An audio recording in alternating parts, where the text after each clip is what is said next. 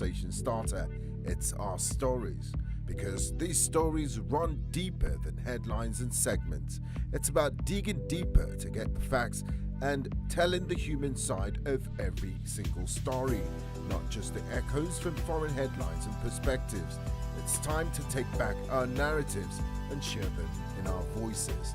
The birth of Africa's New Age reporting, and this is where it begins, right here at News Central TV, with stories that put Africa first.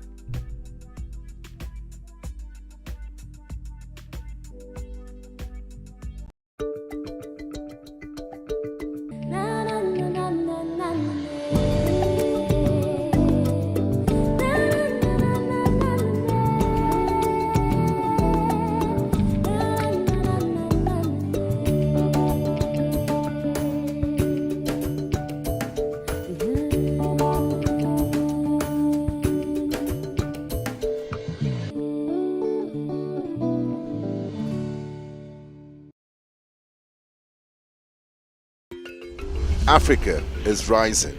Again, we hear our sounds echo on the other side. Afrobeat and Afropop reinvented, hip life brought back to life, new energy infused into Kwaito and Kwela. Africa is balling.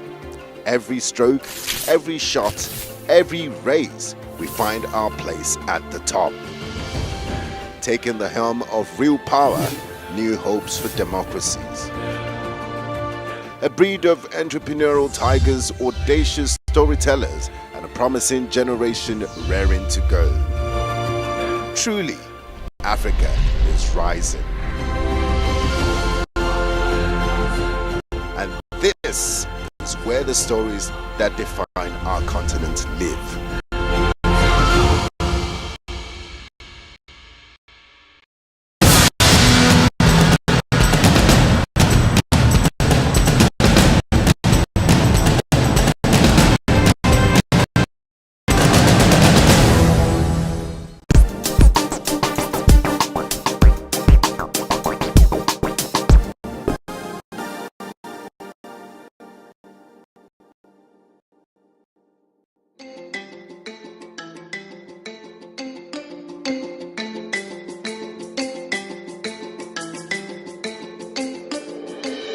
Kuna kallon News Central TV.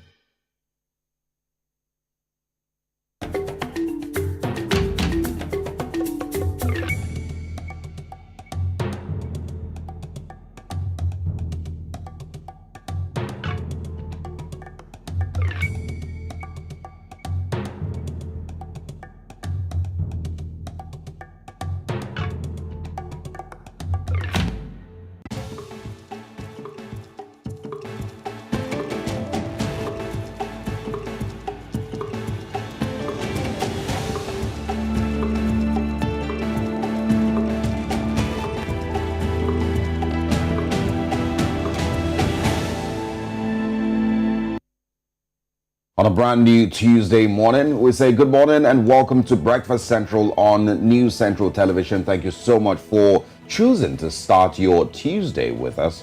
And we hope that you enjoy the next 2 hours of some of the biggest conversations across the continent. I am Osaugie Ogbonwa. And I am Olive Emodi. This morning we're taking you across the continent from Kenya, Somalia, different parts of the continent, and sharing with you what the front pages of the newspapers around Africa are saying. We hope that you enjoyed the day with us as we bring you these stories, but we of course will start by sharing with you what our newspaper headlines or our big News Central headlines are saying this morning. We have Johansson on standby for that. Good morning, Joe. Good morning, Olive. Good morning, Osage. Feels really good to be here, starting off a Tuesday morning on a brighter note. And no doubt some of the stories making the headlines are indeed emanating from West Africa, not forgetting to East Africa and, of course, Southern Africa. But you get all the latest here as long as you stick with us. Absolutely. Right. I think the biggest story in Nigeria in the last couple of days has been Hilda Bassi, and I'm guessing, it's starting to die down now. She completed 100 hours. No, I don't think that it's at least less traffic. I mean, if you were Hilda Bassi, what's the first thing you would do as soon as you're done?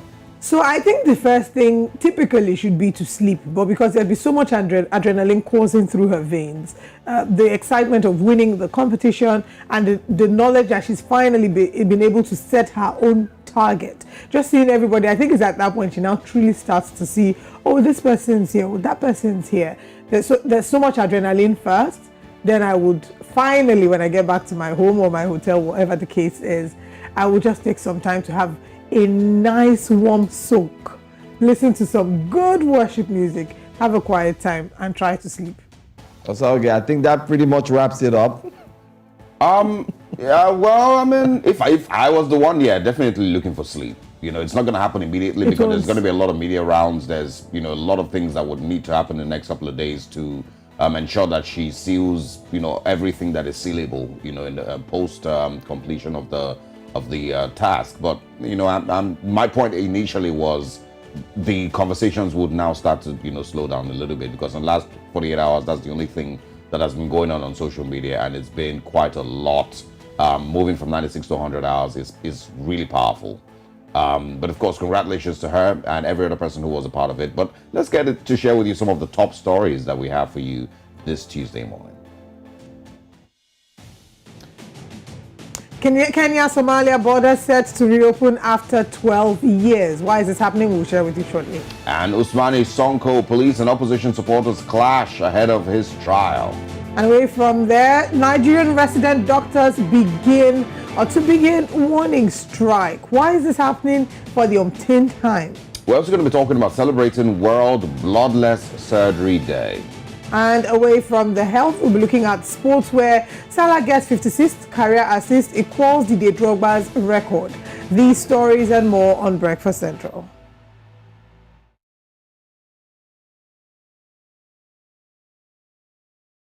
Africa needs its own storytellers, people who understand the continent because they're from it. People who know that news is more than just a conversation starter, it's our stories. Because these stories run deeper than headlines and segments. It's about digging deeper to get the facts and telling the human side of every single story, not just the echoes from foreign headlines and perspectives.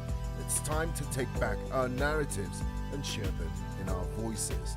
The birth of Africa's New Age reporting, and this is where it begins, right here at News Central TV, with stories that put Africa first.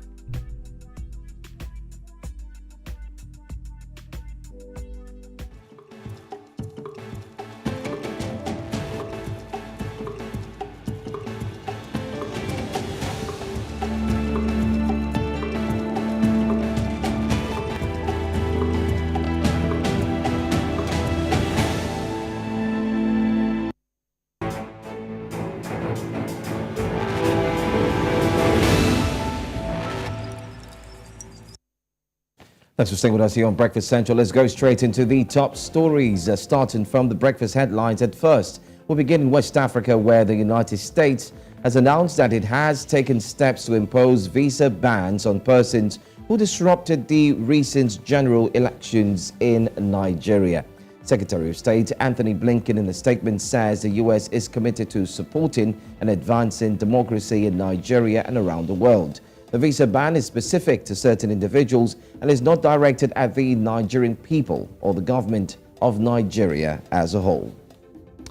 Justice Nicholas Owebo of the Federal High Court in Lagos, southwest of Nigeria, has refused to entertain an application filed by the country's anti-graft agency, the Economic and Financial Crimes Commission, seeking a stay of execution of the ruling that lifted a forfeiture order on some assets linked to the Kogi State Governor Yahaya Bello. The judge adjourned the hearing of the application indefinitely because the matter is now with the Lagos Division of the Court of Appeal. Let's also tell you that Nigeria's President Muhammadu Buhari has congratulated 27-year-old chef Hilda Bassi Effiong, also known as Hilda Bassi, as she makes history by breaking the world record of the longest hours of cooking and entertaining, also entering into the Guinness Book of Records and placing Nigeria in the global spotlight. Buhari lauded the young culinary in turning her talent and passion into a career. The restaurateur began the competition on Thursday after she turned on her cooker at 4 p.m. and surpassed the current world record holder on Monday morning. Now, if certified by the Guinness World Record, definitely she is being displacing the current world record holder, Alata Tondon, an Indian chef who achieved a similar feat in 2019, logging 87 hours 45 minutes record uninterrupted cooking. Well, let's still stay in West Africa for a bit. Officials say more than 18,000 people who have fled conflict in terrorist-hit western Niger are indeed being given help to return, and security for the area is being beefed up. Mayor of the town of Ayuru, Musa Duoma, says some started heading back by themselves a couple of days ago, and on Monday a voluntary return operation was launched. He said armed forces were deployed to the troubled area ahead of their return to guarantee security.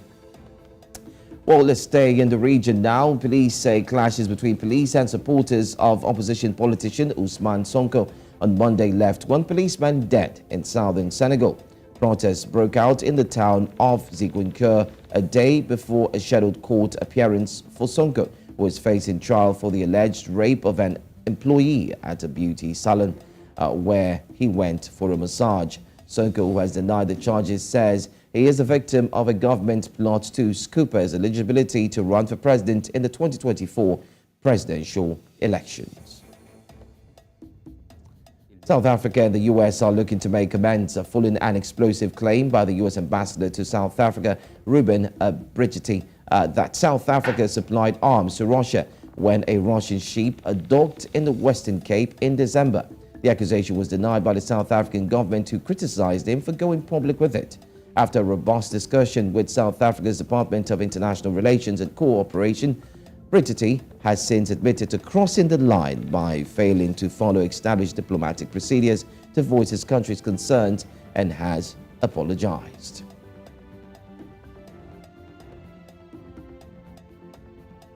And that's it on Breakfast Headlines for this hour. Join us again at 8 a.m. for another headlines, especially with stories making the rounds from the continent of Africa. It's back to Olive and Osauge.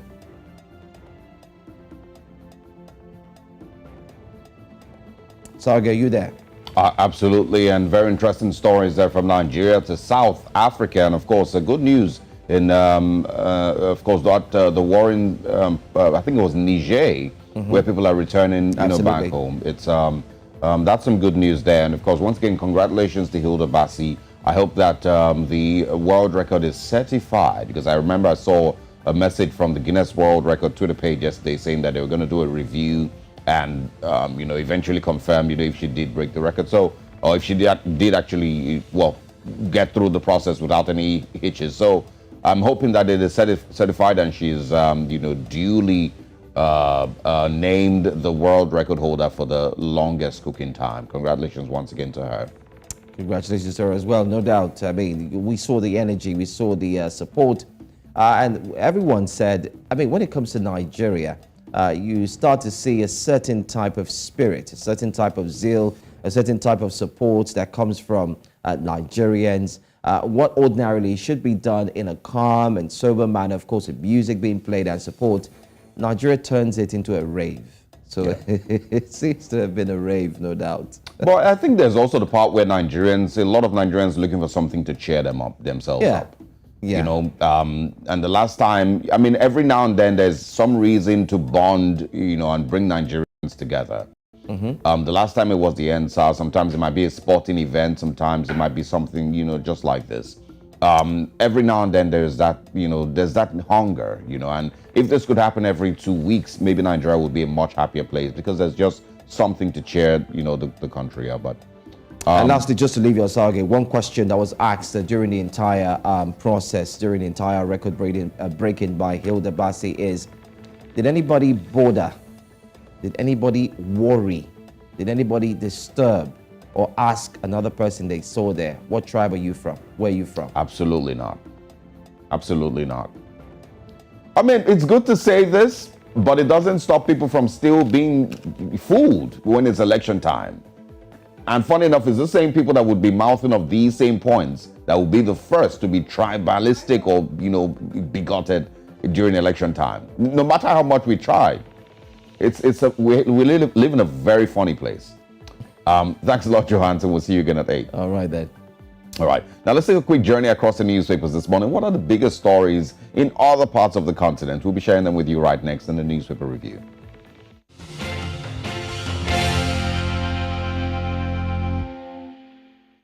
We begin in Kenya this morning on the Daily Nation. Of course, there's more controversy over there. It says here, mosquito nets deal bites PS as KEMSA bosses. It says graft war. A 4 billion shilling global fund tender for the supply of 10 million mosquito nets to help poor Kenyans fight malaria has led to a bloodbath at both KEMSA and the Health Ministry after President Ruto sent back in top officials, some of whom he appointed over alleged impropriety. That's on page 7 this morning on the Daily Nation. It says, of course, a scandal. President Ruto appoints new officials to replace those sacked. But I mean, aside sacking, will anybody be prosecuted or jailed? Will proper questions be asked as to the possible mismanagement of those 4 billion shillings? That's a valid question to ask. Yeah. But I mean, we will see. I guess that's just what we can say. Yeah.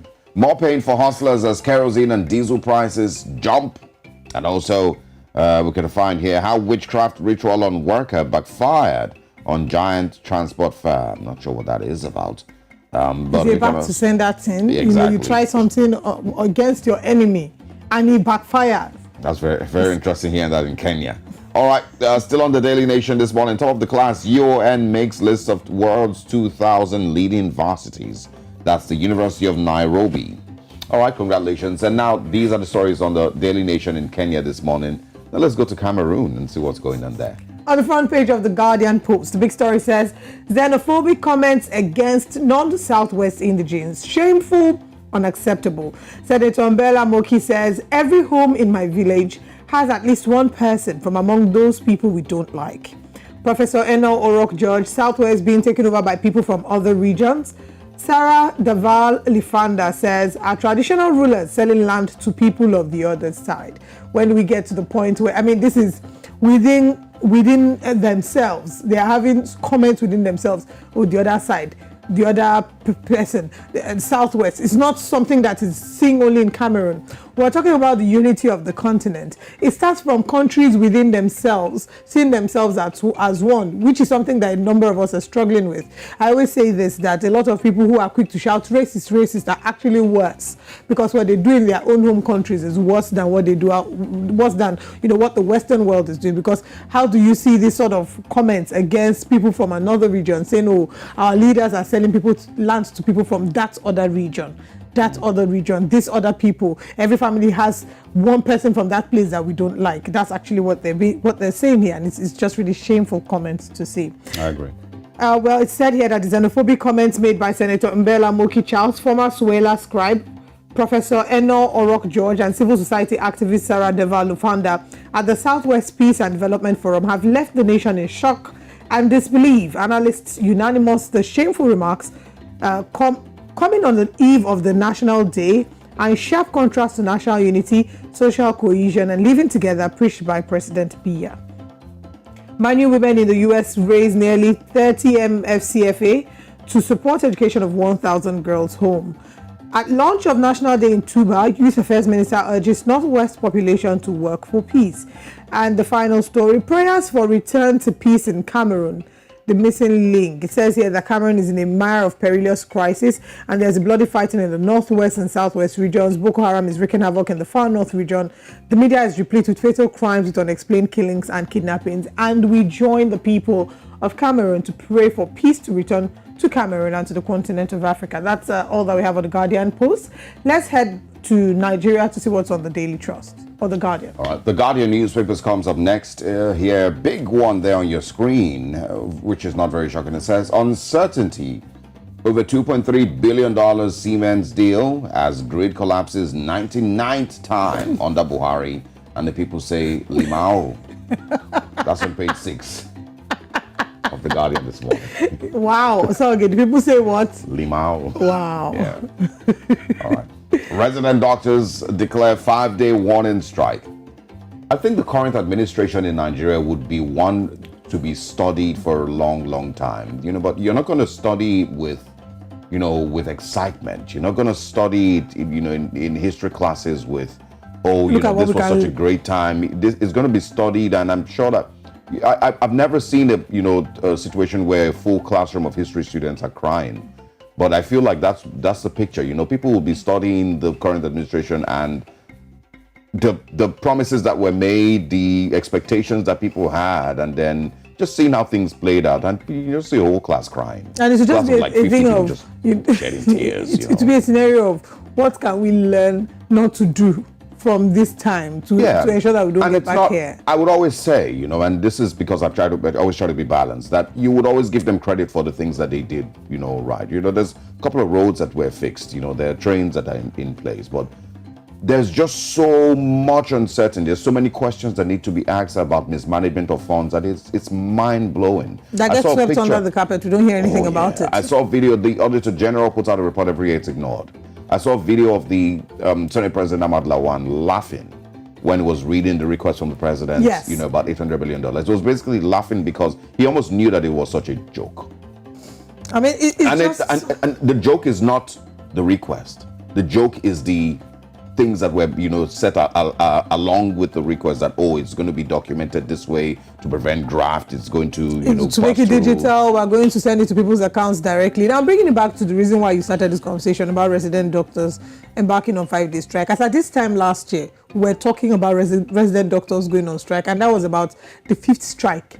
As at this time last year. So what is the issue? What are the complaints that they're making? What is the government doing about it? After a while, you'd hear Minister of Labour and Employment come out and say, they are doing the most, which is something that he has already said again. They're doing the most, they're asking for too much. And later, we then say that they shouldn't travel, after they shouldn't migrate to go to other countries to seek for better pasture. It actually is here. It says government kicks against move to halt doctors' migration. It's also on the Guardian this morning. You see, and then again, yesterday we're talking about increase in infant and maternal mortality. Yeah. All of these are intertwined. Yeah. Because if they go on a 5-day warning strike, believe it or not, some people will pass because the workload will be too much for the consultants to bear. There will be fatalities as a result of their strike. Two final stories on Guardian this morning. Buhari leaves inflation at highest in 17 years. Beautiful. And also, assault. Kuti apologizes, gives officer 12,000 naira for vehicle repairs. He apologized. I thought Brimo said that Peter Okoye should not apologize on behalf of Kuti, that, there was...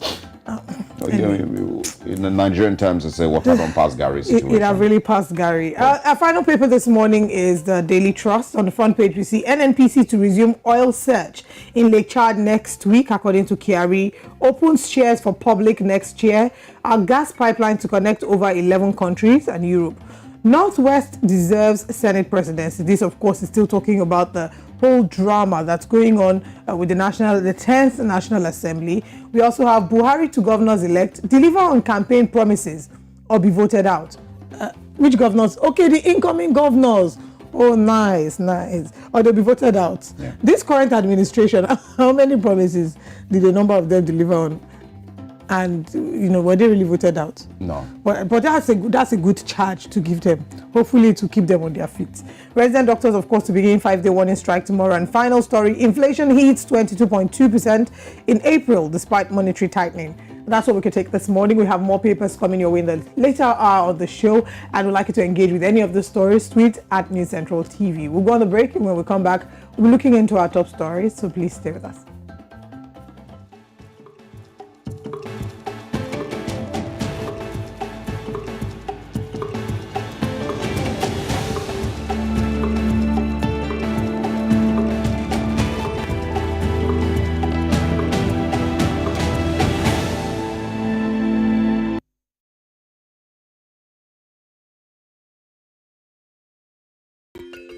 Africa is rising.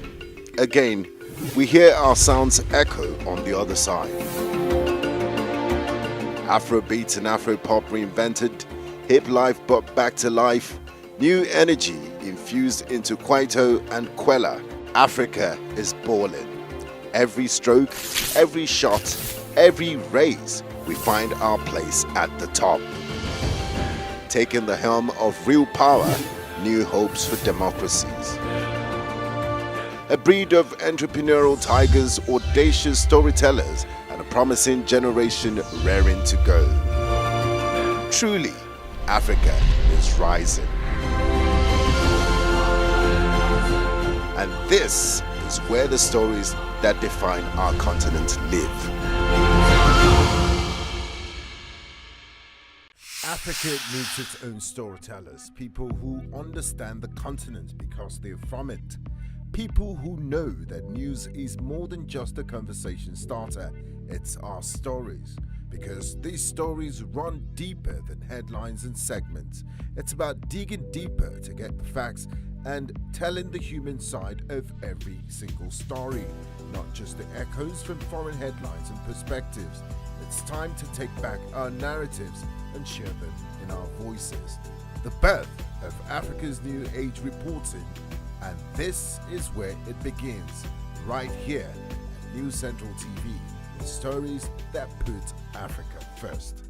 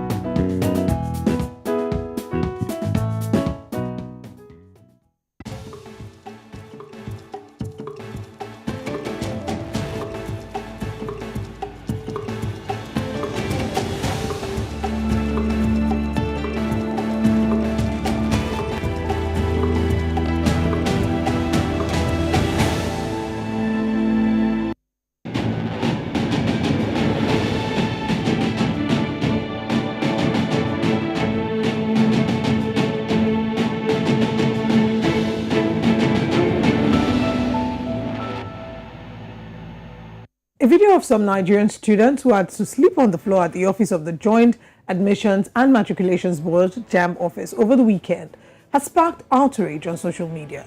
The video caused National Association of Nigerian Students (NAS) to call for the resignation of the registrar of the board. News Central's Bernard Akedi has been following the story and he tells us more.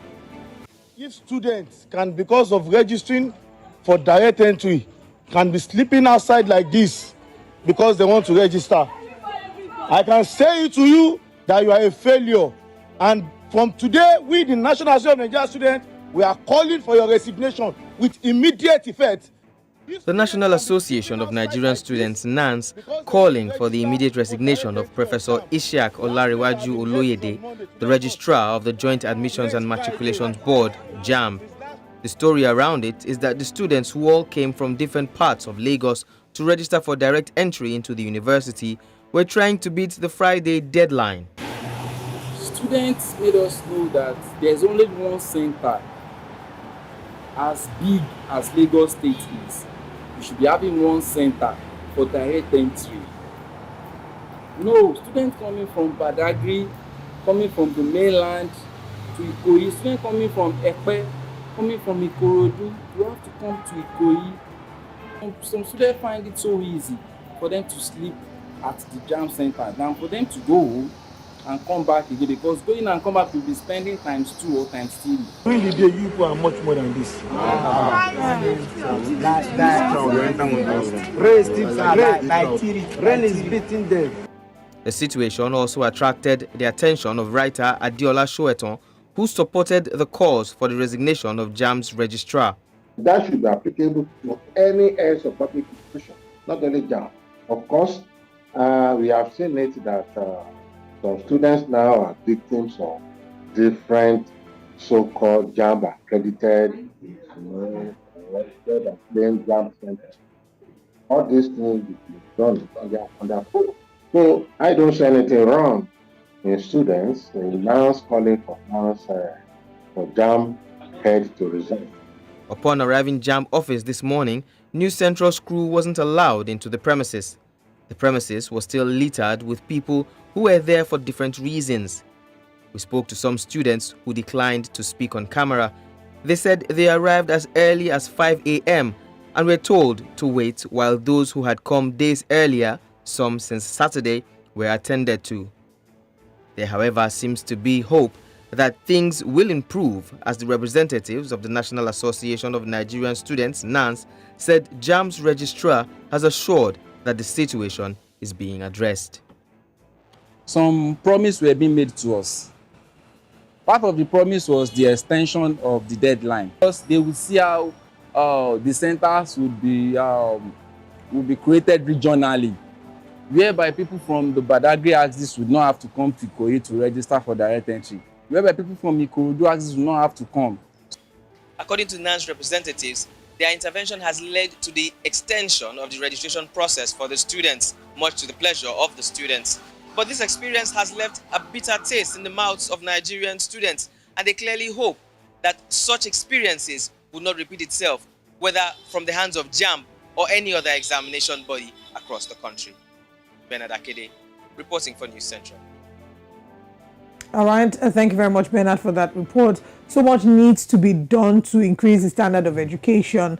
Also, again, when we talk about the Joint Admission Matriculation Board, a number of us, you wrote JAMB, I wrote JAMB, a number of us wrote JAMB, and it will be sad to see that the standard, the quality that you would expect, you would think that over the years it would get better in terms of, in some areas, to be fair, it has gotten better in some areas. So when you're talking about, back in the day, the way that we used to register, and the way we used to have to check our results, it used to take a longer time. I think there has been some improvement, and there was a time that they were able to save a huge amount of money. They were able to cover some loopholes, and they were able to return some amount of money to the federal coffers. But it does seem that there's been a huge decline, and it's reflective of the amount of importance that we attribute to education. Yeah, I mean, you mentioned that there's a time they were able to remit a huge amount of money to the federal government. That's not their core responsibility. Their responsibility is to administer examinations, to intending students who are trying to, finish from secondary school and get into the university.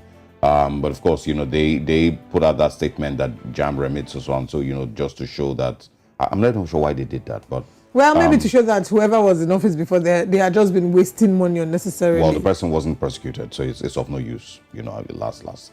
But yes, I agree, that there has not been a proper, an obvious improvement in the level of education, across the country. And that also includes in the level of funding that education gets every year, and the importance. And I think it's mostly because, we repeatedly haven't had governments in power that value education on that level, that understand the value that they should place on education. That includes infrastructure, and of course with the teachers and every single aspect of it that needs to be improved upon.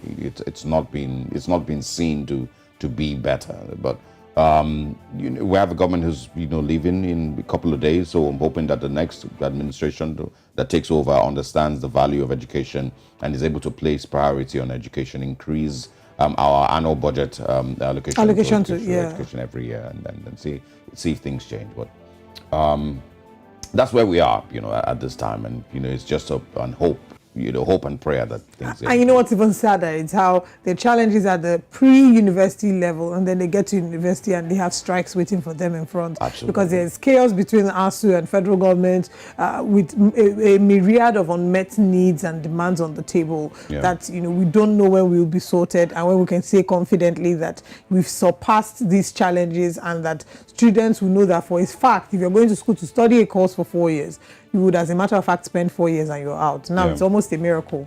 Anyway. Yeah, and it's not limited to just education. You know, Yes. almost every other sector in the country pretty We much talked feels the about same health thing. earlier. Yeah, Exactly. You know, and it's really just a lack of square pegs and square holes and round pegs and round holes. There's a huge lack of that. 80, maybe percent of the people that were, nominated or appointed by the current administration were questioned as to their credibility and their capability or capacity rather to handle those MDAs that they were placed in charge of. Who's the Minister of Education? Who's the person in charge of healthcare? Who's the person in charge of security? How many people were seen to have failed in their responsibilities, or everyone understood what their responsibilities are and were fired? None, actually. Right. So these, it brings back, of course, the level of interest that the government has. But anyway, let's move away from that. A police officer died and several other demonstrators were injured yesterday during clashes between security forces and supporters of Senegalese opposition leader Ousmane Sonko in his hometown. According to a statement from the Interior Ministry, the unrest in Ziguinchor, is a town in southern Senegal, came a day before the expected start of Sonko's rape trial in the country's capital, Dakar. Sonko was charged based on the woman's accusations that he assaulted her when she worked at a massage salon. If convicted, Sonko faces up to 10 years in prison and would be banned from running for president. This is a conversation that we've been going on with. Now we see that the protest broke out in the town of Ziguinchor a day before a scheduled court appearance for Ousmane Sonko. And we see that crowds of mostly young people blocked roads with logs and burning tires, throwing stones at the police, who responded with tear gas. What we've seen concerning Ousmane Sonko would be the trajectory of his career and how he started out as a lawyer, and became like a bright and shining light. And even till now, some people still see him as this ray of bright and shining light, and some others see him as a stumbling block. And that is why there have been claims on his part that everything that is being done to prevent him from running for office in 2024. It would seem that because he has been a strong opposition voice, a strong voice of opposition, he's facing what he's facing. He did run for office in 2019, I believe, and lost, and came third, I would say. But now it seems that he does have a strong chance amongst the young people, but he's being suppressed. Well, That's what is being claimed. Yeah, but the thing is, don't leaders in many parts of the world, I'm not going to limit it to Africa, don't they understand that these things don't work, or they are no longer working? Because the more you try to suppress a person, worse it becomes. There's more and more people who then realize that, okay, there must be a reason that you're seemingly trying to stop this person from running. Yes. And exactly then, that's the reason we will support that person. And African countries, the leaders across the continent need to understand that there are more and more young people these days. This happened in Kenya. It happened in Nigeria. There are more and more young people these days who are angry and are willing to do whatever it takes to be a part of the electoral process and vote. They will fight to defend those votes if need be. And that's what exactly we're seeing here in Ousmane Sonko's case. There's more and more and more. The generation that is getting involved in the electoral process now is very, very angry and very, very, different from, what it was 10 years ago. And I don't know why they don't see this. And it's one thing that I always say, your report card should always speak for you. Absolutely. Macky Sall doesn't need, to stop anyone's, run for office. If All he you did needs a to good do, job. exactly. All you need to do is let the people understand and show the people how well you've done, and improve the quality of lives that they are living in the time that you've been in office. It is literally that simple. That's all you need to do.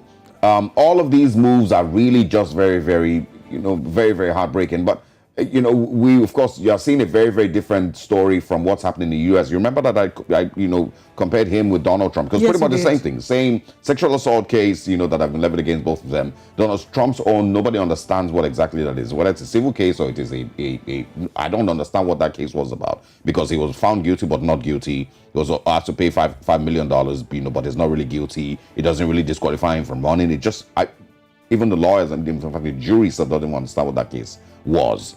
But we're seeing a difference, that Donald Trump in the United States, he didn't have his supporters come out to start protesting and fighting police. And this all of one, that. on the other hand, has a huge number of supporters. I mean, to the point that, of course, there was supposed to be a case for him to answer in the car, and he had said that he wasn't. I mean, we talked about this, I think, last week, where he said he wasn't answering to any court summons again until he can guarantee his safety.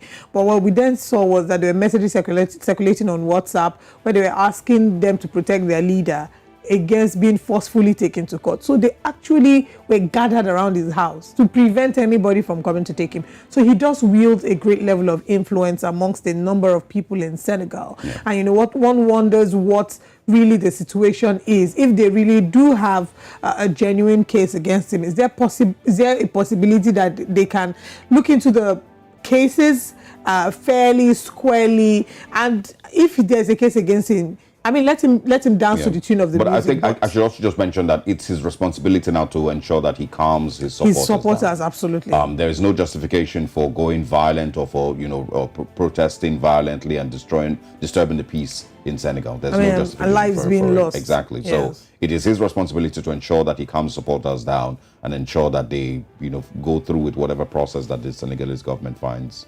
worthy. But that's it over there. Let's move away from Senegal now and see what's going on in Kenya. Olive? Kenya has agreed to officially reopen its border points with Somalia in Manderu, Lamu and Garissa in the coming 90 days. The move was announced by the Interior Commissioner, Professor Kithure Kindiki, and his Somalia counterpart, Mohamed Ahmed Sheikh, after a high-level consultation in Nairobi, effectively ends a 12-year barricade that began in 2011 when Kenya was launching Operation Linda Nchi to fight the influx of Al-Shabaab fighters into the country. According to Professor Kindiki, the first border to open is the Bulahawa in Mandera in 30 days, followed by Liboy, Mandera also in 60 days, and Ras Kamboni, Lamu in 90 days. Now, joining us this morning from Ukambani region, Kenya, is journalist Kitavi Mutua. Good morning, thanks for your time, and thanks for joining us. Can you hear us? Good morning. Okay, brilliant. I want to just ask, first of all, the reason that the borders were closed in 2011 was mostly because of the Al-Shabaab fighters and, trying to stop their influx and to stop their growth. Has that been sorted out enough for these borders to be open? Because it's been more than 10 years. Yeah, the situation has improved in Somalia. When you look at how it was 13 or 12 years ago, actually this decision was taken when Kenya Defense Forces began that operation to secure the Kenyan border. And they actually went into Somalia to fight the terror group Al-Shabaab. And now we've seen in recent times, the Somali government has sort of stabilized. We have some border there, and they're actually more involved in fighting Al-Shabaab than they were 10 years ago. So the situation has improved. All right, this is not the first time that we've heard that the border will be reopened. I think a similar announcement was made sometime last year. Can you guarantee that for real this is happening this time? And also, why is it important that this border be opened? It is really, really important. And first, last week, there was a launch of a project that is funded by the British government to the tune of 12 million US dollars. The government of Kenya, the government of Somalia, and the government of Ethiopia, they are working together to secure that border and to deal with the root causes of insecurity in that area. You realize that the border, the Horn of Africa has for many, many decades been ravaged by droughts, insecurity. So the conflicts basically arise out of fighting for resources. And these are largely pastorates. So grass, pasture and water, that is the root causes. And now they escalate to terrorism. And that's why the British government, in conjunction with the Kenya, Somalia, and Ethiopia, are working together to first deal with the issues on the ground, so before reopening the border. And now, what we are seeing, and the reason why this is important is because basically, insecurity hinders development in that area. There is no education going on. Children are actually learning to use guns more than instead of books and pens. Teachers have fled schools. Schools have been closed. There's no infrastructure there. So this project is going to deal with those issues first, so that the communities living there can be assured of their livelihoods. Children can go back to school. Schools can be reopened and rebuilt. Yeah, that is what is happening. All right. So other than the border being opened, we are seeing another parallel program to guarantee security by giving these communities a livelihood. Yeah, which is obviously going to be very beneficial for them. Trade and just opening up a better relationship between these communities. But I want to ask there's people who do not agree that this was in any way beneficial to both countries. And I'm going to share something from MP Yusuf Hassan. He says the closure of the Kenya-Somalia border stands out as one of the most detrimental and ill-advised decisions made by any government. The decision, considering the fact that we share a long and porous border, exposes the fallacy that the closure was in any way beneficial to our national security. Instead, it resulted in destruction of livelihoods, significant loss of tax revenue for the government, and criminalization of trade and traffic across our border with Somalia.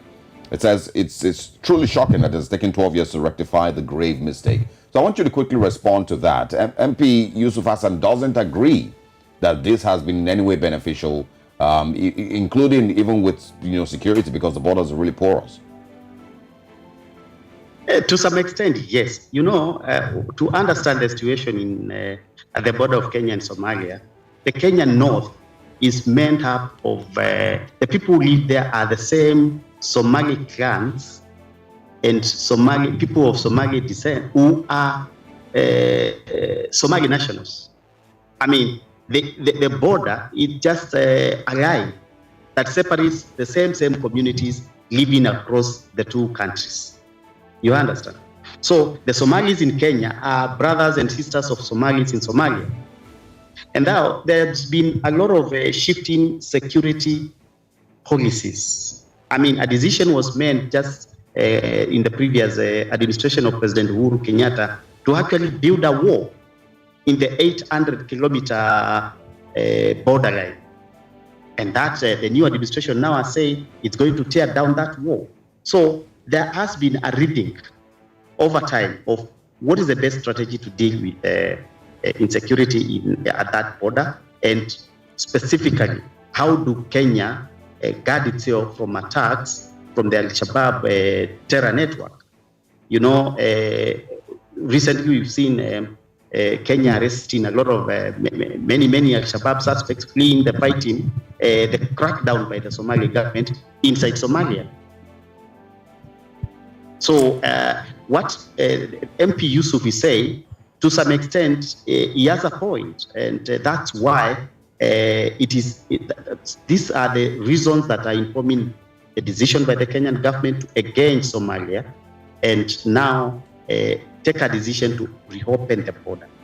All right, so many angles to this conversation. The two ministers have said that they hope that this would help sharing cross-border intelligence, trade, movement, mobility, and the likes.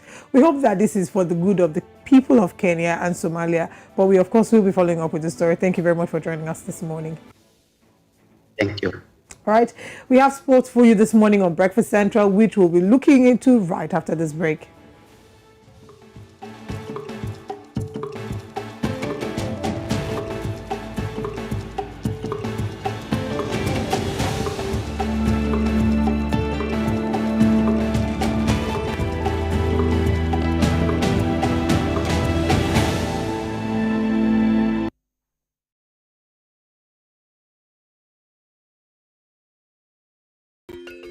Africa is rising.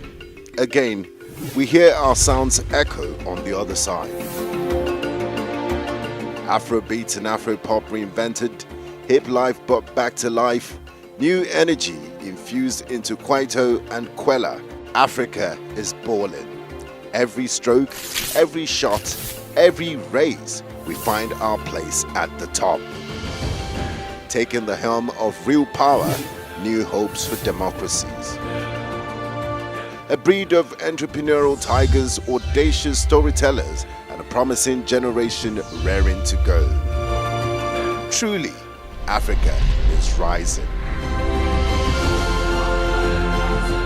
And this is where the stories that define our continent live.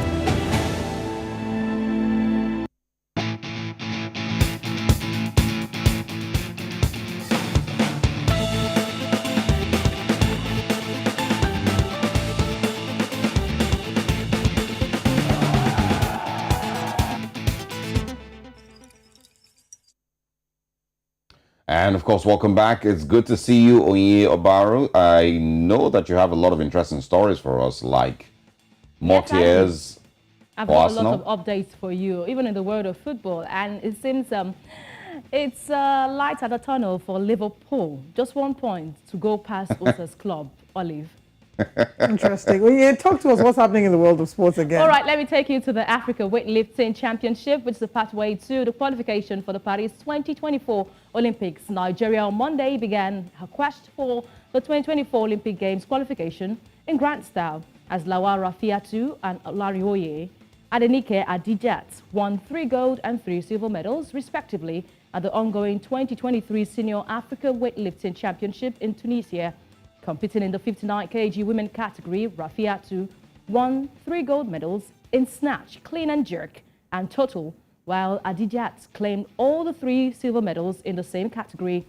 Rafiatu 2022 Commonwealth Games gold medalist in the category lifted 95 kilos in snatch, 122 kilos in clean and jerk, and 217 kilos in total. Olarioye, also 2022 Commonwealth Games gold medalist in 55 kg, claimed all 3 silver medals with a lift of 93 kilos in the snatch, 118 kilos in the clean and jerk, and 215 kilos in total, as she continued her impressive performance in the new category. Now, Tunisian duo of Kimri Souher, Awadi Eya, and also Moroccan Ek Kachoui Kabai shared the 3 bronze medal in that same category. African weightlifter will continue their quest for more medals in Tunis on Tuesday, May 16. Now, moving away from that, let's take you to the world of football. French Ligue 1 side Nantes have fined striker Mustafa Mahmoud from Egypt for refusing to play against Toulouse on Sunday when teams across France wore rainbow-colored numbers on their jerseys to support the fight against homophobia. Now, of course, Nantes said in a statement on Monday that the Egyptian striker was fined an undisclosed amount, which will be donated to the French charity group called SOS Homophobia. So Nantes added that it will continue to fight against all forms of discrimination, as it always has done. Teams in the top 2 divisions wore rainbow-colored numbers on their jerseys over the weekend for the 3rd consecutive season. Still talking about football, it's all celebration in the air. Nearly 80,000 people took to the streets of Barcelona on Monday to celebrate the club's Spanish league titles for the men's and women's squad. Barcelona men's clinched their first league title since 2019 on Sunday. The women had already secured their title a couple of weeks ago, with Nigerian and Super Falcons striker Sato Shuala playing a crucial role in that win. Players from both squads went on an open bus parade through the Catalan capital, greeting fans who sang and waved flags, while also we've got fireworks and confetti. They were all set up in the air. Lionel Messi and Neymar reportedly joined the Barcelona La Liga title celebration via a FaceTime through Instagram Live from one of the reporters in Catalan. The duo are linked up with a return to the Catalan side, but only the Argentine is likely to get his wish. Still talking about Barcelona and their win. Of course, we'll still come back with more updates in the world of sports. We'll go on a break right now. When we come back, we'll still be talking about Barcelona title win.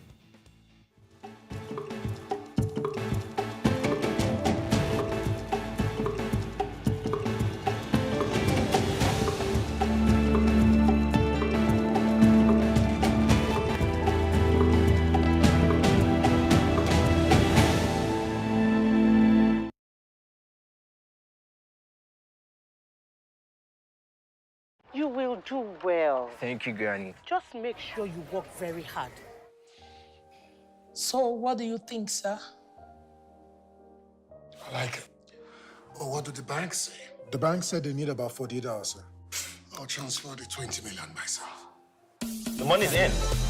Pay the transport company. We need materials on site yesterday. Let's go. Fill them up! And let's call our people while we're at it. Introducing Money Master and Money Master G-Kala, the quicker and more dependable way to master your money. I think you deserve a raise. Dial *995# to send, receive, pay, and save, all from the comfort of your own phone. Money Master, the easy way to master your money.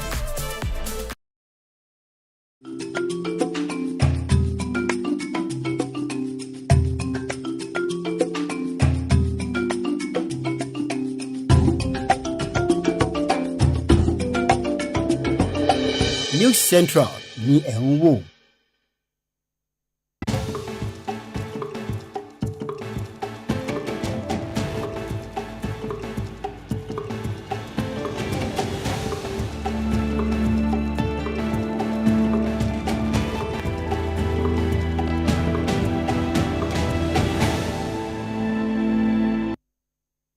Welcome back. You're still watching Breakfast Central, and for all sport fans, I still got you talking about the Barcelona title win. Former Gabon captain Pierre-Emerick Aubameyang, who had to leave Barcelona to make room for Robert Lewandowski, and recently retired defender Gerard Piqué, were among those included in Barcelona's title-winning squad, surprisingly.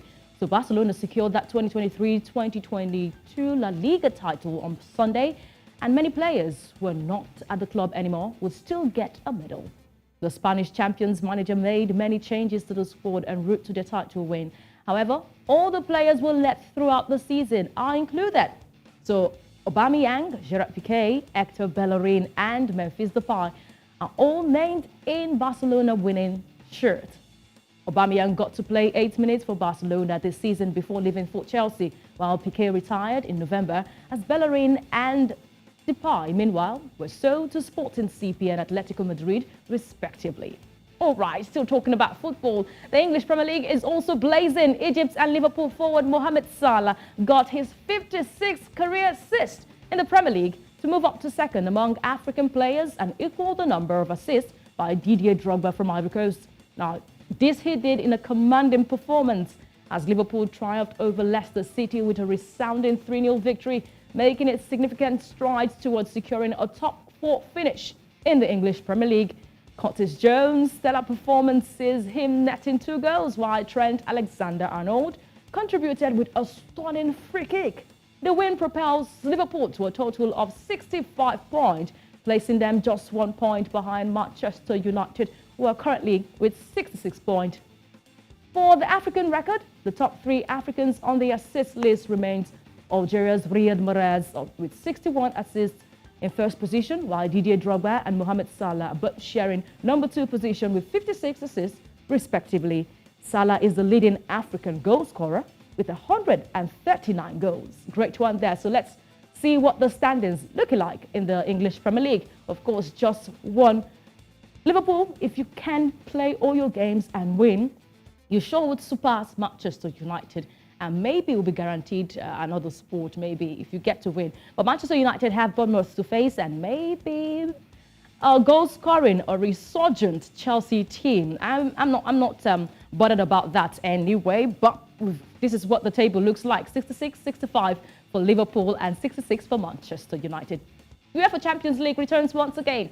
We've got another semi-final match between the Milan side, Inter Milan, up against AC Milan. Remember, this time it's 2-0, but we know, okay, for the semi-final, Inter Milan will go against AC Milan. We're looking at those who would face up with the winner from Real Madrid and Manchester City. Manchester City still got to play on the home front at the Etihad. So let's see if Carlo Ancelotti will have another chance to face up with AC Milan. Sport updates at this time. Back to you, Osa and Olive. Showing you very interesting stories there. I recommend an imprisonment for Lionel Messi for celebrating another team's victory, but we don't have time to talk about it. Thanks for stopping by. We'll see you again. You're welcome.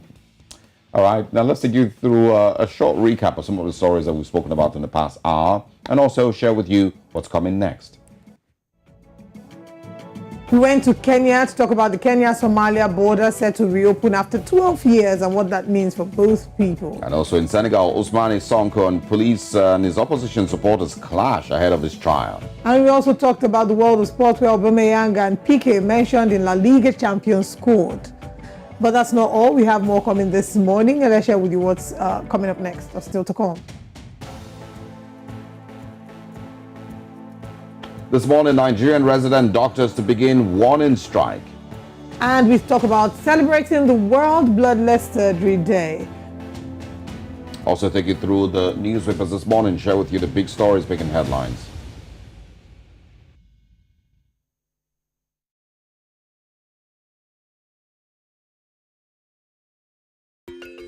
Africa is rising. Again, we hear our sounds echo on the other side. Afrobeat and Afropop reinvented, hip life brought back to life, new energy infused into Kwaito and Kwela. Africa is balling. Every stroke, every shot, every raise, we find our place at the top. Taking the helm of real power, new hopes for democracies.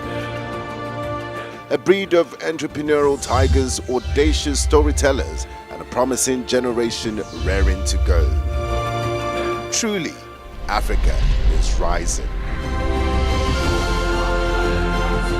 And this is where the stories that define our continent live.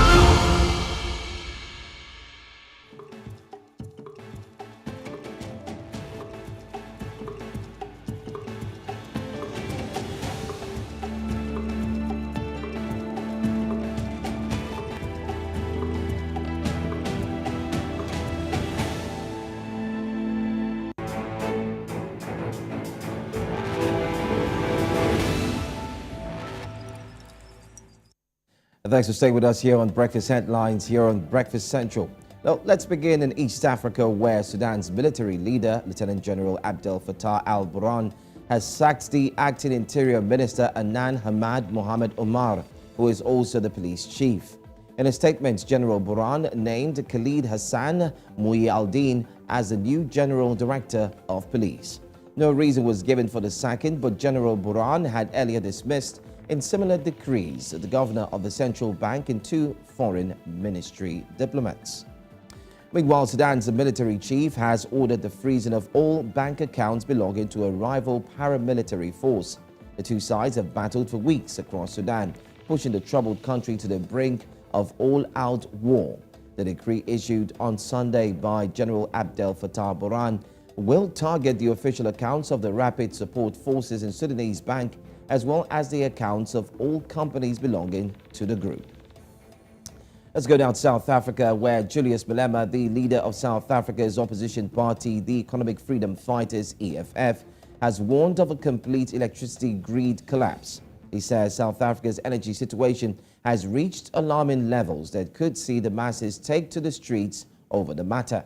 The leader of the Red Berets adds that government does not appear to be taking the power crisis seriously, further calling for President Cyril Ramaphosa and his cabinet to resign. We are almost at the point of grid collapse.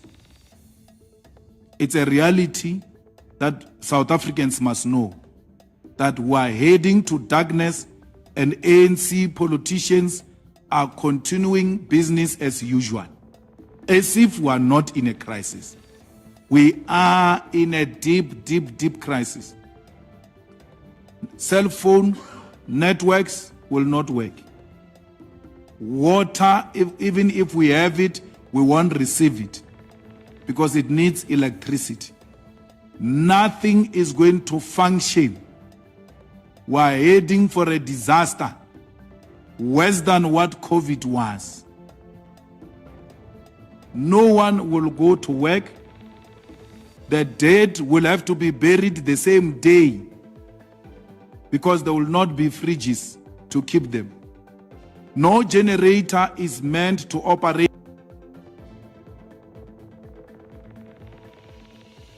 Well, that was Judas Malema there. Well, at least 20 people are missing in Malawi after a canoe they were sailing in was hit by a hippo and capsized on the Share River in the southern Nsanje region. Robert Nyeja, a senior official in Nsanje district, said the canoe was carrying about 37 people going to their fields on the Mozambican side.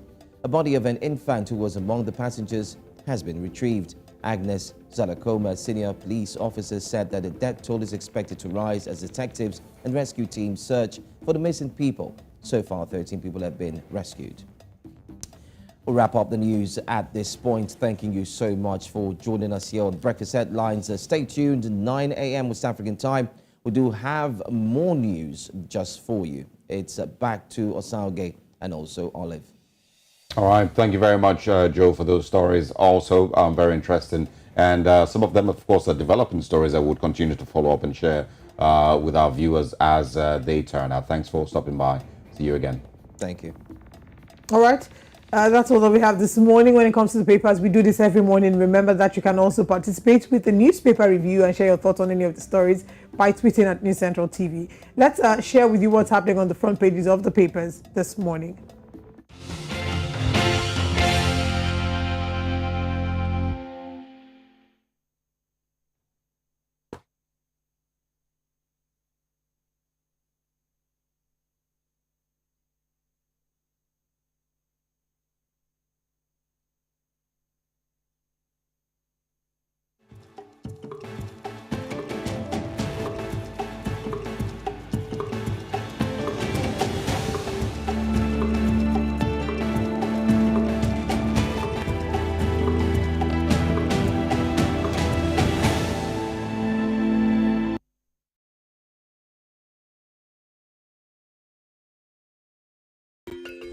Africa is rising. Again, we hear our sounds echo on the other side. Afrobeat and Afropop reinvented, hip life brought back to life, new energy infused into Kwaito and Kwela. Africa is balling. Every stroke, every shot, every raise, we find our place at the top. Taking the helm of real power, new hopes for democracies. A breed of entrepreneurial tigers, audacious storytellers, and a promising generation raring to go. Truly, Africa is rising. And this is where the stories that define our continent live. Africa needs its own storytellers, people who understand the continent because they're from it. People who know that news is more than just a conversation starter, it's our stories. Because these stories run deeper than headlines and segments. It's about digging deeper to get the facts and telling the human side of every single story, not just the echoes from foreign headlines and perspectives. It's time to take back our narratives and share them in our voices. The birth of Africa's New Age reporting, and this is where it begins, right here at News Central TV, with stories that put Africa first.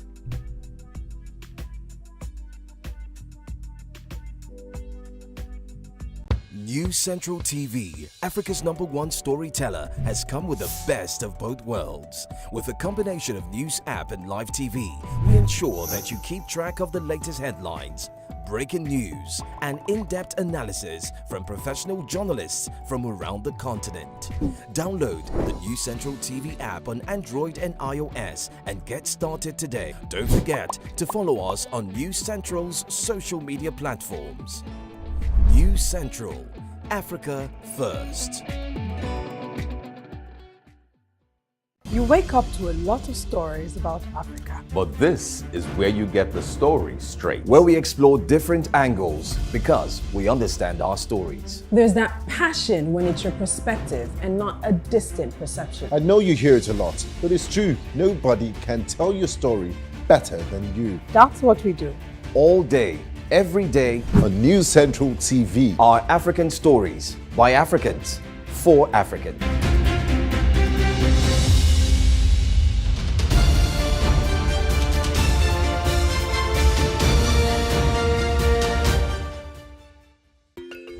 Africa is rising.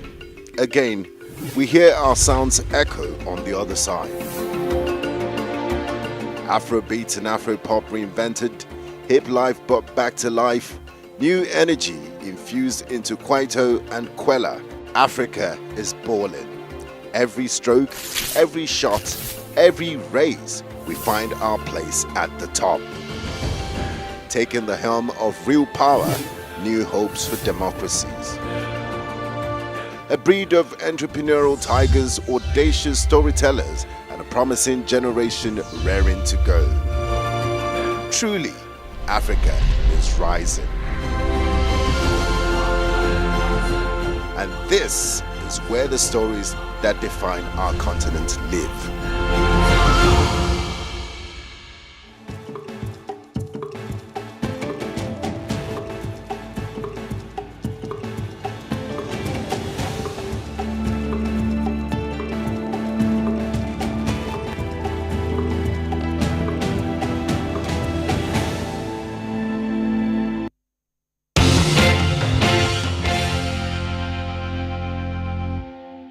Begin this newspaper review by sharing with you what's on the front page of the Punch newspaper. Like I like to say, let's punch you with the punch. And on the front page, the big story that we have this morning says, Tinubu's inauguration, military and IG warn troublemakers as court hears anti-handover case on page 2.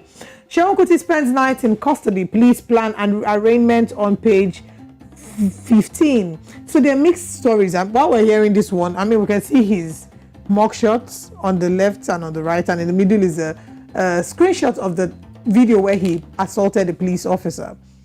Whilst we're hearing that he's spending night in custody and the police arranged police plan arraignment, there's still stories of him having apologized and paid a certain amount to fix the vehicle of the police officer. I mean, the details are still not. I mean, that doesn't mean that the case is totally thrown out, but details aren't quite clear. Yeah, but just also quickly mention, there's been a lot of criticism, for the mugshot, because you don't. This is a social media trial. That's what the police is doing. You don't, arraign and handcuff a person that has not been charged with anything in particular or found guilty of anything. That's what they kind of do here. It's part of even why they talk about parading suspects, right? So someone has been accused of committing a crime. According to Section 36 of 5, they are innocent until proven guilty. But you parade them, you make them hold these placards where they say, oh, they are internet fraudsters. You post it on social media. At the end of the day, they're found innocent, but their reputation has been tarnished. And repeatedly, this has been spoken about repeatedly. The Nigerian police doesn't listen. They don't. It's embarrassing, and I don't know how else or what language. What is the language that we would need to use to tell the Nigerian police that they are doing something wrong? Because it's obviously not English. So I don't think that they don't know that they're doing anything, that they're not doing the right thing, right? For the most part, I think they know, they understand that this is wrong. It is not. You are infringing on the person's right to be treated, to their right to dignity of human person. You're stripping them of that right. You're infringing on their right to presumption of innocence as enshrined in the Constitution. But I think what we have here is not just what the law is the application of the law. Are there laws that exist? Right, they are. So the law as it is a far cry from the law as it ought to be. So it's the application of the law itself. Yeah, that's what I'm asking. So what language do we need to tell the Nigerian police that they need to understand a better application of the law? So I think that part of it also lies, part of the burden lies on the judiciary as well.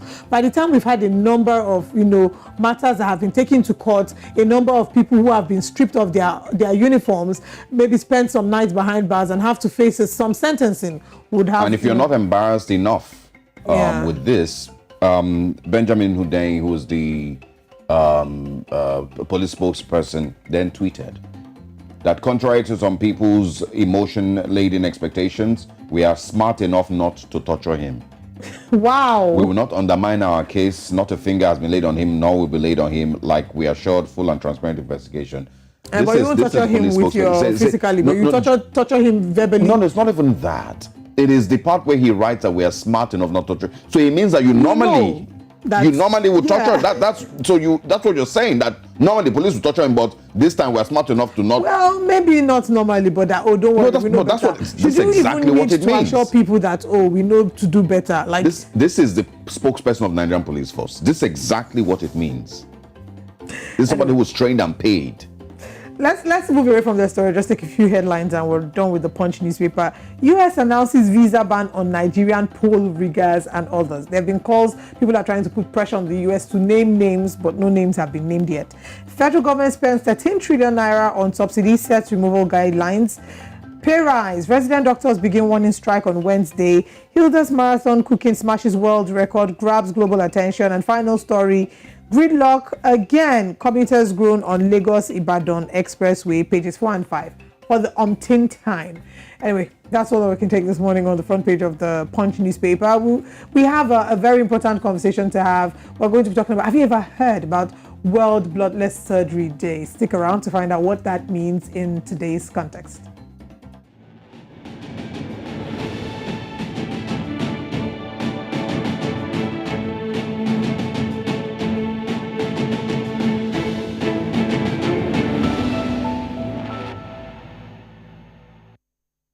Welcome once again to Breakfast Central. Now, today marks World Bloodless Surgery Day, and the Bloodless Medicine and Surgery Society, BMSS, an international multidisciplinary society of experts in blood transfusion avoidance, is hosting Bloodless Medicine and Surgery Week.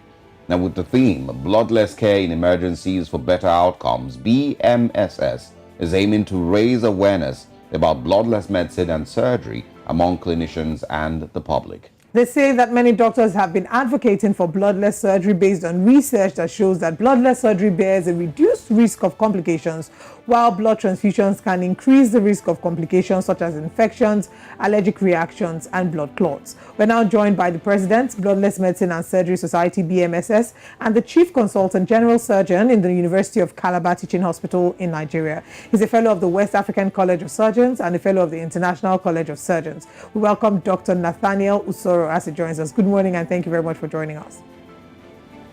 Thank you for inviting me, Osa and Olive. I'm happy to be with you. We're happy to have you as well. Now, talking about bloodless surgery, I know that if we bring this back home, not just in Nigeria really, for those, there's certain people who do not believe in, the surgeries that require blood transfusion. There are certain people that would totally frown against it. For example, we know those whose faith is the Jehovah's Witness. They would not do bloodless surgery. But now we're starting to see that there are scientific reasons why this might be a good idea. So I'd like you to give us insight into how bloodless medicine and surgery can be an effective alternative to traditional medical procedures that involve blood transfusions. Thank you. You started in the right place. That is to say, with patient autonomy, because that is where modern bloodless surgery started, an attempt to practice ethical surgery in respecting patients' wishes. And as you rightly said, there are individuals who would decline blood transfusion, and therefore some medical practitioners try to accommodate these ones. A foremost individual in this regard is Dr. Denton Cooley, a cardiac surgeon in the US, who is widely regarded as the father of modern bloodless surgery. And in 1962, he performed the very first bloodless open heart surgery. Now, that may not sound so remarkable today, but at that time, it was thought that it's not possible to do open heart surgery without transfusing 20, 30 units of blood. But he figured out how to do it, and he did it successfully, and it was on a Jehovah's Witness. The remarkable thing is that subsequently, it turned out that the patients he did were having a better outcome. And so by the time he did like 500 cases, he was able to compare and published in the 70s that this is actually a superior form of surgery. And he went on to become the chairman of the Texas Heart Foundation until his demise about 7 years ago. So the day he did that first bloodless open heart surgery was May 16, 1962. That is why we observed that day as a World Bloodless Surgery Day. And like I said, as time went on, it turned out that it wasn't really substandard surgery. Rather, it was quality surgery. It was a superior form of care. And with the advent of new pathogens and even the older ones, medical scientists began to get interested in how to avoid blood transfusion. But the key issue now has to do with outcomes, because it is found that blood transfusion doesn't really do what we thought it does. We all used to tell our patients that we want to improve the tissue oxygenation. Well, current evidence is that blood transfusion actually brings down the tissue oxygenation. Or we say we want to stop hemorrhage.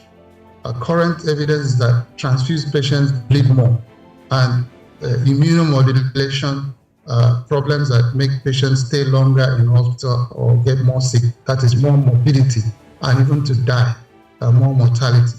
So there's been a lot of evidence now that we are into evidence-based medicine, which is what now moved the World Health Organization to tell all doctors to move away from blood transfusion. And our society, Bloodless Medicine and Surgery Society, as well as the Society for Advancement of Blood Management, these are international societies. They are, I could say, at the forefront in trying to get the world to move away from blood transfusion. Dr. Sor, it might still be a little confusing for anyone who's hearing about medical surgery and then saying and then bloodless right next to it. It wouldn't make a lot of sense. So can you help us understand better what a bloodless surgery procedure is like, and how do you conduct surgery without blood for the layman to understand? Thank you. Maybe I should start from what it is not. So bloodless surgery is not a drop of blood is seen during surgery. That's not it. Though it does involve minimizing blood loss. Sometimes it is greatly minimized so that what is lost is negligible. However, when we say bloodless surgery, we're saying providing quality surgical care without the use of allogenic blood. That means donor blood, without blood from another individual, and with the aims of improving the outcomes, as well as protecting the patient's rights. So we're not going to do substandard surgery. Our outcomes have to be better. And we are also concerned about patients' rights, because not only Jehovah's Witnesses, there are lots of individuals who do not want to have a blood transfusion. And unfortunately, some of these individuals have to check into hospital and pretend to be Jehovah's Witnesses when they're not, because they don't want a blood transfusion. But this is taking account of that. And the key thing to understand is that blood transfusion does not do what we thought it did. So we now move on from there and improve on it by adding lots of techniques that supply oxygen to the tissue. And blood transfusion opposes that. It actually brings down tissue oxygenation, which is what many do not know. So we, on the other hand, do some things, including actually administering oxygen to our patients to optimize the tissue oxygenation. And number 4 pillar is that we support the patient's anemia. If a patient does have anemia, we support the system to recover from it without blood transfusion by various techniques. So in the case of surgery, these things that we do span through the continuum of surgery. That is from the preoperative to the intraoperative to postoperative. Right from the first time that we see a patient, we're going to find out, like, this patient on some medication that will increase the bleeding. If so, we're going to stop it. Are there some other problems of the patient that can cause more bleeding at surgery? We stop it. And we're going to prepare the patient well, try and make sure that the blood level is high enough. So we have things we can do. We have iron preparation. If we want to raise the hemoglobin fast, we can use intravenous iron instead of oral. And we can even add erythropoietin to speed things up. So now patient is coming for surgery. We're not grouping and cross-matching 4 units of blood and all that. No, we're going to use the medication that the World Health Organization is telling us to use. That is tranexamic acid. We can add vitamin K, which many clinicians may not know that it has an effect on acute hemorrhage, not just for liver issues. So we have lots of other medications that we can use, but those are the two that are commonly, nobody would say they cannot find those medications around. We position our patient, right. Okay, Dr. Osoro, you've highlighted so many brilliant points as to, how these bloodless surgery has immense benefits for humans. You've talked about ways to go around it, especially, with tissue oxygenation and the likes. But I'm certain, I want to believe that there are some risks involved in bloodless medicine surgery. So I'd like you to share what the risks are. So this is something that has been very difficult to identify. I can tell you, if you go, you can do a search in scientific literature for the problems or risk and hazards of bloodless medicine. You might not find a single paper on it. That is actually very strange. For instance, using tranexamic acid, there are lots of imaginary, that is hypothetical risks. But in reality, that is when it's actually checked that have patients suffered this, you can't really find. So a lot of the techniques, I only touched the tip of the iceberg maybe for lack of time. But the World Health Organization describes these techniques as safer than blood transfusion. And that is in a manual on clinical use of blood by the World Health Organization. So I cannot immediately tell you, okay, these are problems of bloodless medicine, because I cannot scientifically bring them out. Most of the techniques, virtually all the techniques in bloodless medicine are salutary to the patient's health. They're not going to cause immunomodulation because you're not transfusing. They're not going to cause hypoxia because you're using fluids that actually reduce the blood viscosity, and then you're giving oxygen. You're not going to increase hemorrhage because you're using things that counter bleeding and so on and so forth. So let me just stop there. I can take some more questions. The WHO, has of course directed health institutions to embrace bloodless medicine and surgery process.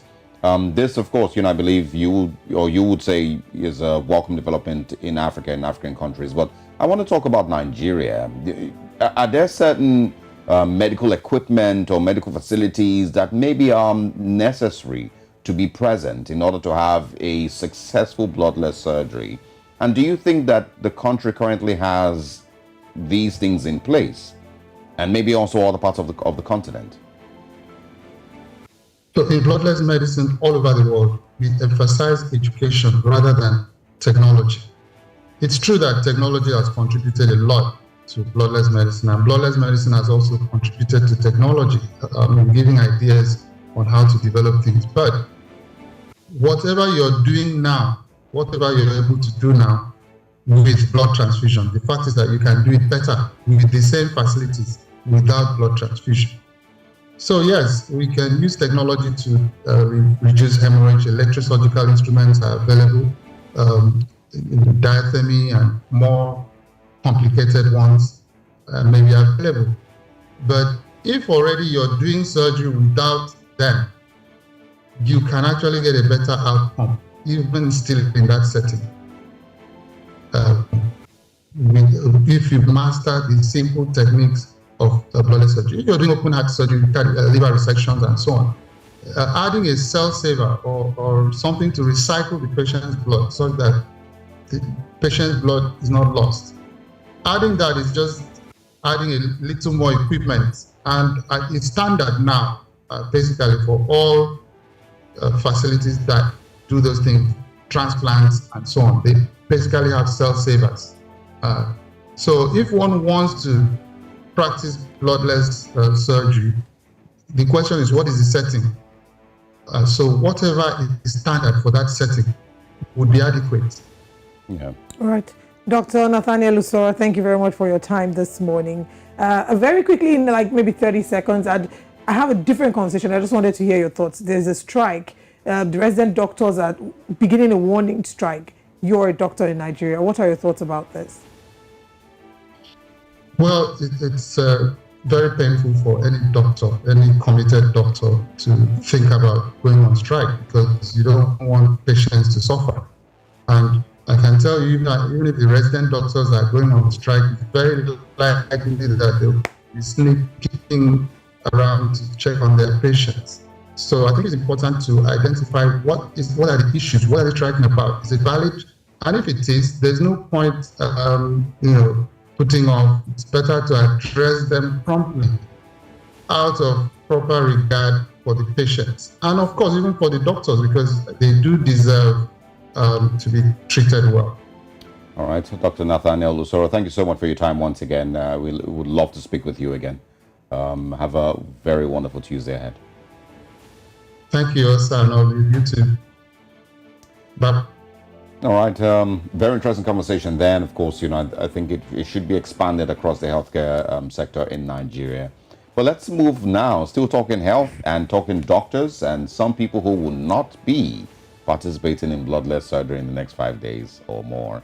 The Nigerian Association of Resident Doctors, NARD, has declared a 5-day warning strike following the failure of the federal government to meet its demands. After its extraordinary National Executive Council meeting held yesterday, the doctors announced that strike will commence on Wednesday, May 17th, and end Monday, May 22nd. Recall that NARD had on April 29, 2023, issued a 2-week ultimatum to the federal government to meet its demands or face industrial disharmony. To tell us more about this morning we're joined by Dr. Eniefioku Jumbo Hezekiah, Vice President 2 of the Nigerian Association of Resident Doctors. Good morning and thank you very much for joining us. Please, we'd like you to unmute your device. It doesn't seem that we can hear you in the studio. But whilst that is going on, it's important for us to understand what the basis of this warning strike is. So we'd like you to share with us what are the concerns of the Nigeria Association of Resident Doctors. What exactly are you asking for from the federal government? Okay, thank you very much for this question. We are simply asking the federal government to implement all the agreements that we've reached with them, and this has to do with the burning issue of brain drain and severe manpower shortage in the health sector across the country. And in fact, a state of emergency should be declared in the health sector. And we are also asking that the welfare of our members be looked into, which according to our study done about a year now, shows that 80% of the reasons why medical practitioners, the clinical staffs are leaving the health sector for greener pastures is because of the poor welfare and remuneration being received. And also, we are also saying that the infrastructure in the health sector needs to be revamped, and these and many more are our requests from the federal government and also the state government. Well, in the last couple of years, resident doctors have, either gone on strike or threatened strike. There's been back and forth with the federal government every now and then. Would you say that the government does just not agree with your terms or doesn't fulfill its promises made to resident doctors? What exactly is going on here? Because I'm certain that there would be another conversation with the Minister of Health. There will be also another conversation with the Minister of Labor and Employment. Who fails resident doctors the most?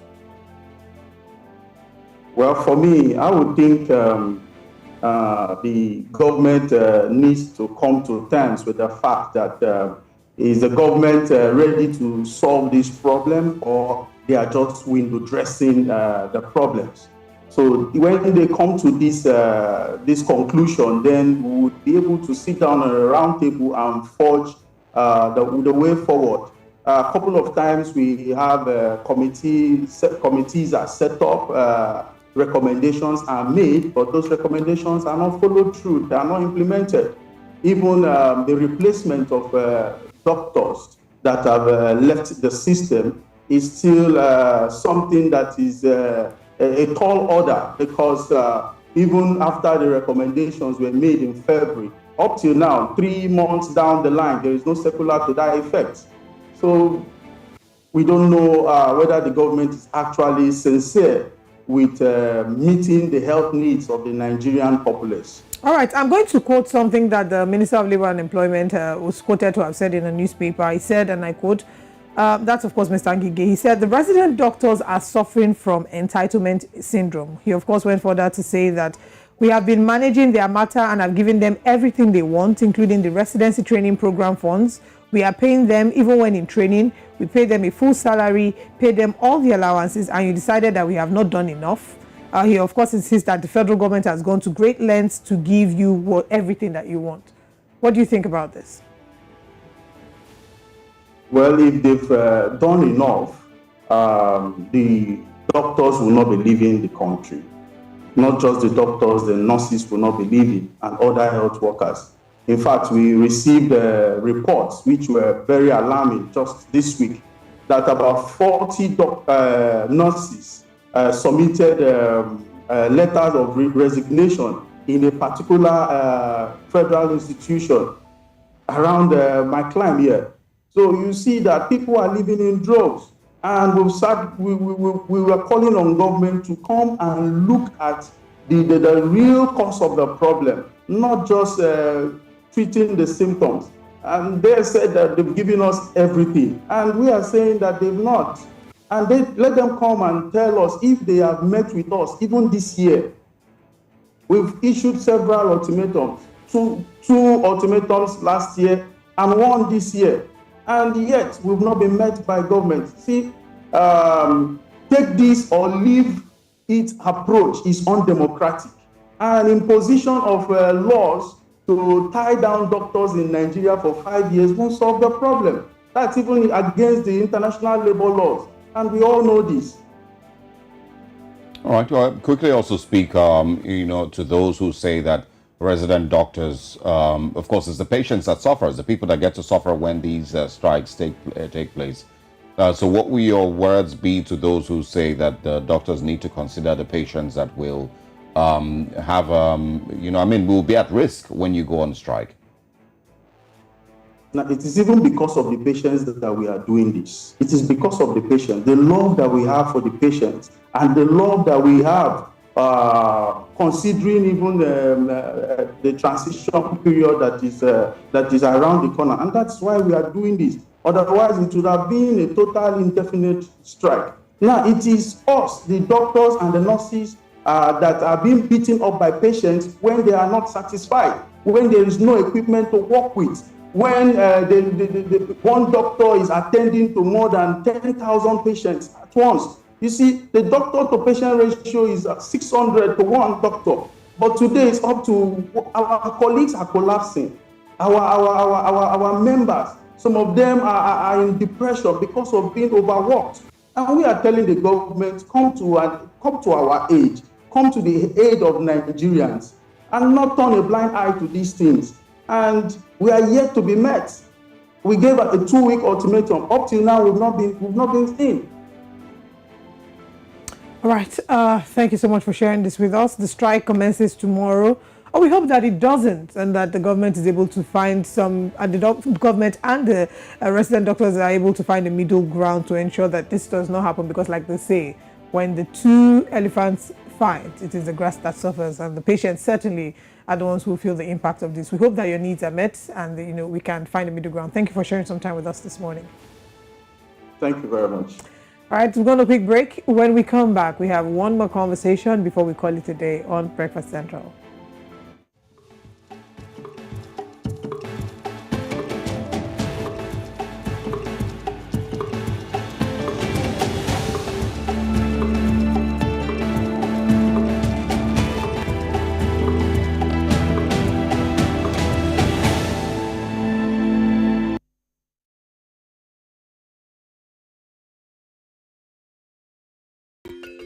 Africa is rising. Again, we hear our sounds echo on the other side.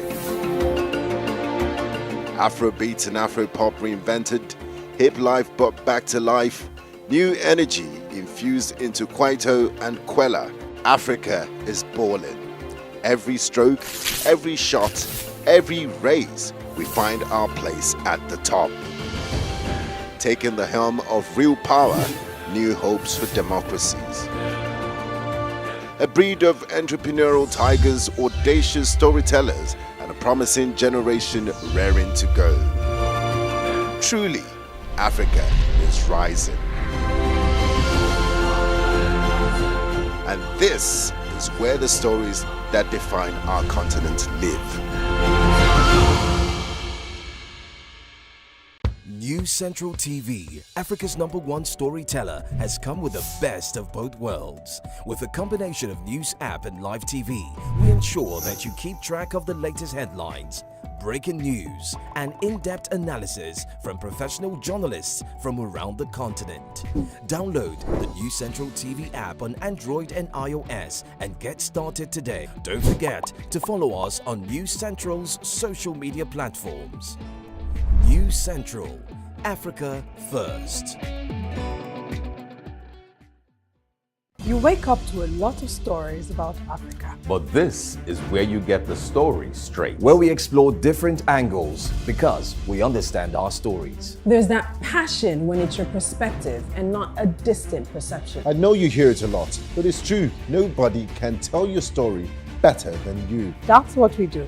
All day, every day, on News Central TV. Our African stories by Africans for Africans.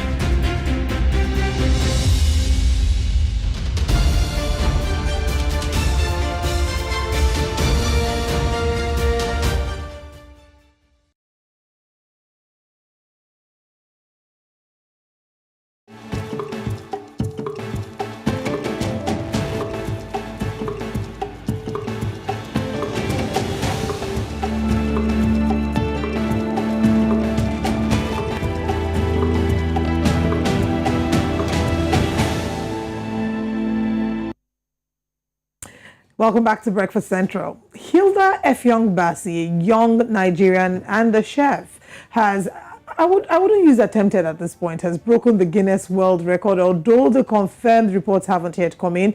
But she broke the Guinness World Records for the longest cooking time, or longest cooking marathon by an individual.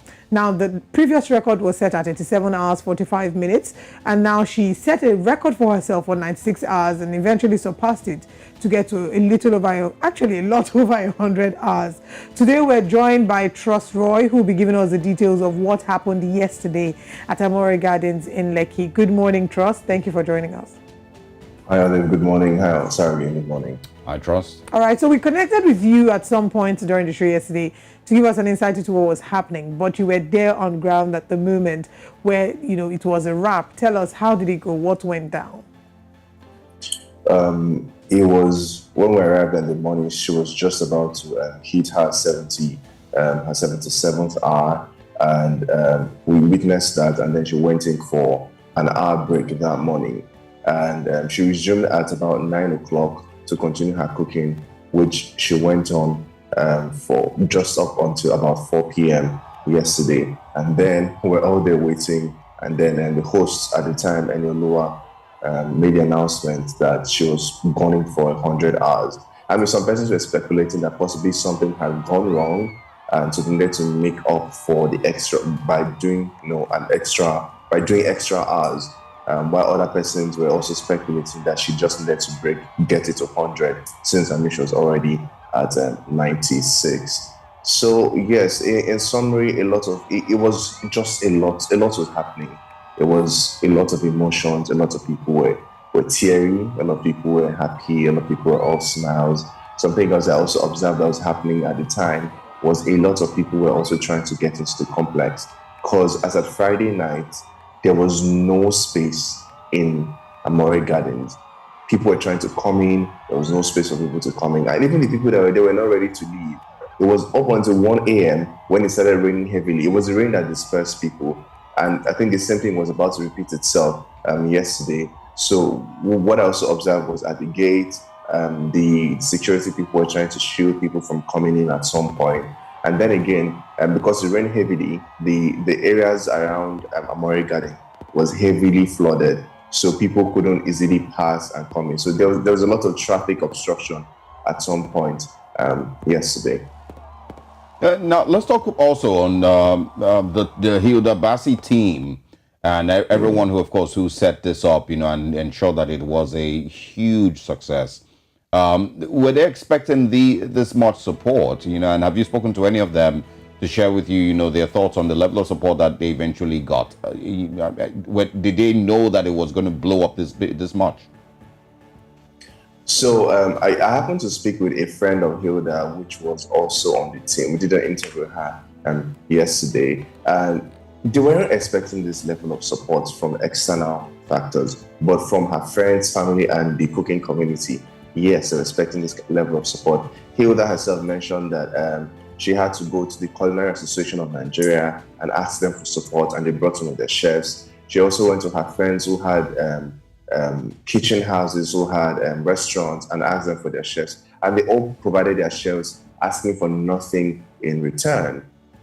She also went to PR agencies. She mentioned Econ Digital and one other one like that, and they split the task. Some were just responsible for the live streaming on social media, the PR support she was getting, the media appearances she did. That's what some of them did, while some other persons were also handling several tasks. Worthy of mention was her sous chef, her assistant chef, Sonny. Sonny had been there by her side all through. Prior to this, sometime in April, Hilda did a 24-hour dry run, and Sonny was also there throughout. She ensured that she had limited water. She didn't take a lot of water. She just did. She emulated what she was about to do here, and Sonny was by her side all that time. And while we're there from Friday up until yesterday, there are times where she could literally go no more. But Sonny will get packs of ice and place on her back, on her neck, say some encouraging words to her, and the next minute she's on going again. She also got support from some of her friends. I know during her thank you speech yesterday, she especially gave recognition to Sydney Talker, and she said Sydney Talker was there from Thursday down to Sunday. And he said that there are times where she could go no more, but Sydney will stand in the kitchen and tell her, Hilda, I'm going to be here throughout. I'm not going to eat. I'm not going to drink anything, so that I can feel exactly what you're feeling and be by your side. And Enioluwa as well, Harmony as well. Those are people that she really mentioned. And then her parents as well. Her mother would pray loudly in the kitchen at times when she could go no more. And it was a community effort. This was a village coming together to ensure that these things work. And I also have to give kudos to the guys that were handling press, myself inclusive, and all the other press people that were there. I mean, people were there from Friday, Thursday. People were there from Friday. I was there from Friday, and ensure that coverage was going out, information was going out, helping to get word out for more people to come. So at least, in summary, I would say this was a collective effort. It's a village, Nigerians coming together to ensure that Hilda got this thing and put all of us on the map. It truly was a village. So much. I mean, I did see a post by Nene Bejide of Blanche Eagle PR, talking about all the people, the Nkemo Oduwe of Heart Network, Latasha Lagos, so many people behind the scenes. And of course, Nowhere Sibo, who was there with Hilda from the jump. We want to say thank you to everyone who was a part of this. Those on the on the front end and those at the back end. And thank you, Trust, for giving us a detailed summary of all that happened yesterday. We look forward to when Hilda starts to do her media tours. We spoke to her here on Breakfast Central before she went on that journey, and we hope to be able to speak with her here as well when she starts her media tours. Thank you so much, Trust, for sharing all this with us. Thank you very much. And just to quickly mention, it's Chef Sonny, not Sonny. Sonny. So, Ajom Sunday Okwe, popularly known as Ajom Sunday. I think that's the social media handle. The Nigerian way to say it is Sonny, not Sonny. Not Sonny. All right. Thanks a lot for stopping by, Trust. Thank you very much. All right. It's been a very interesting Tuesday morning, and we're about to say goodbyes, but let's quickly share with you what comes up later today on New Central Television. At 10 a.m., African headlines, 10 a.m. West African time. 5 p.m. West African time, we're bringing you one slot. 7 p.m. West African time is Politics HQ. And this is where we say goodbye. Thank you so much for being a part of the conversation this morning. What's funny? You tell me what's funny outside the studio. We'll see you again tomorrow. Thank you for joining us. I am Olive MOD. And I am Saogi Ogbonwa. So what's making you laugh?